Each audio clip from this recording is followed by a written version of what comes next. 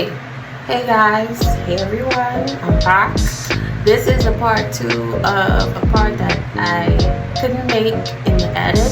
It was too long, so this is a story time part of why I also became a content creator, decided to do content creation. So here it is. For the story, this is the story. I have literally went to classes, had classes from last year January straight to December, and within the summer break I've only had, let's say, a month and a half or maybe 2 months of a break. And keep in mind, the spring semester, which is usually from January to May in my school, right after that ended was the first session summer classes, and that's what I attended. The reason why I did that is because it was the first time they were offering to pay for summer classes if you had 6 credits or more. So that's why I ended up doing 2 classes. One was really important, the other one not, but I just was trying to make it up to 6 credits so they can pay. So that's why I did that. Then after that was done, like I said, a month or 2 months later, only had that for my summer break, while others had more. And mind you, some people might be like, oh, you be grateful and this and that, but imagine the intense workload you had to do. You know, this over workload, that is my school, the pure definition of that. So keep that in mind. And then after summer was over, then comes fall, and that's in mid-August for my school. It starts usually mid-August, like the 3rd week of August, somewhere in there, and then to December. So I was so drained, and that was my last semester. The one from August to December, that was my last semester last year. And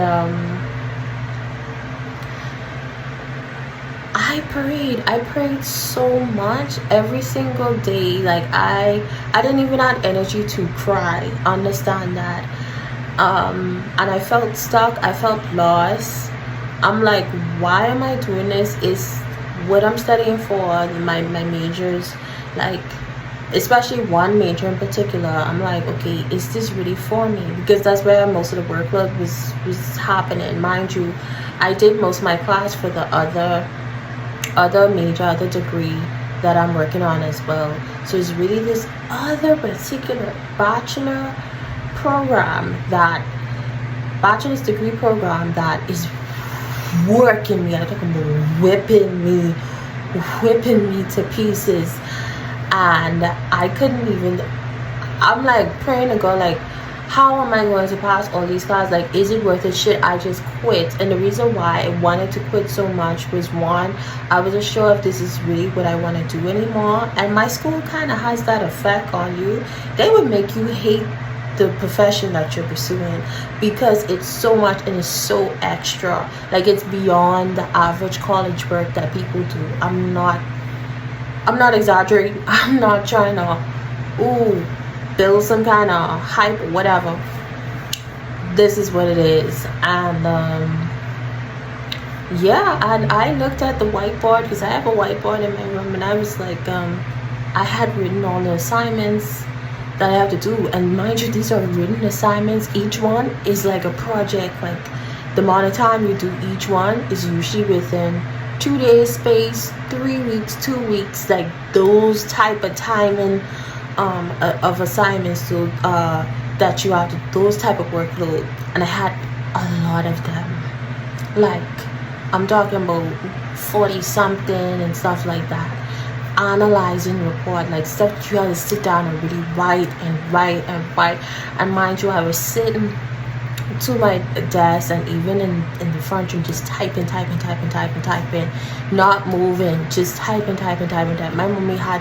My mother, that is something we say in the Bahamas. We call our mothers mommy. Like, we don't say mothers, we say mommy.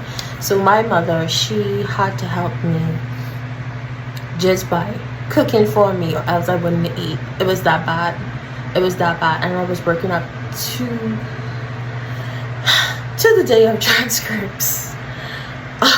And my professors is calling me like, okay, where's your work? Like, it was that intense, but God helped me through.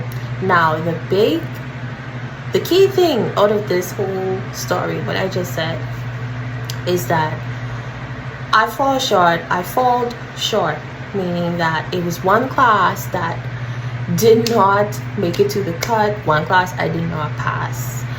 I saw how things were so intense, and I called one of my professors and I was like, hey, I don't think I'll be able to pass your class, because it was literally the day when we had to come in and present our portfolios, because some classes are like that. It depends on what the requirement is, and that was the requirement for the class. You had to come in and present your work in front of your classmates and professor, and I had nothing. I don't come up for the entire semester, nothing. Okay, for the painting class,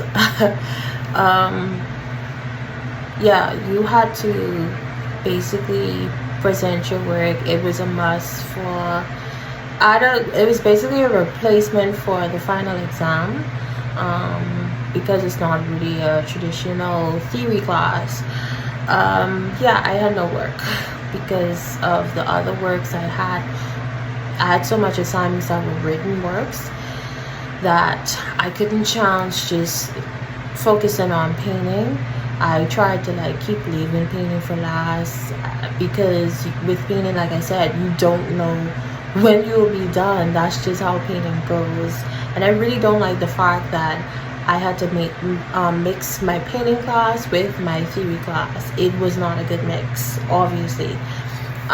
So while me talking to my professor on the phone, he was like, you know, it's not the end of the world. He did not bash me. He did not try to make me feel bad. It was like, it's not the end of the world. It will be offered come next semester, which is this year, January. So fast forward to that. New Year is gone. It went past. New Year's passed, and it was time for me to go back to school, and I only had one class left, and that was the class that I failed, mind you. Before that, anyway, so let's just stick to that, right? So when it was time for me to show up to the class, to my painting class, no one was there. And I called same professor who usually does the class, and we all have our professors, especially our major professors, contact.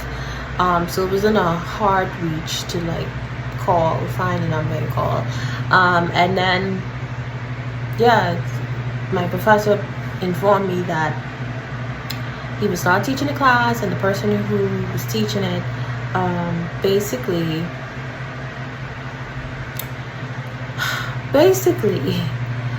left.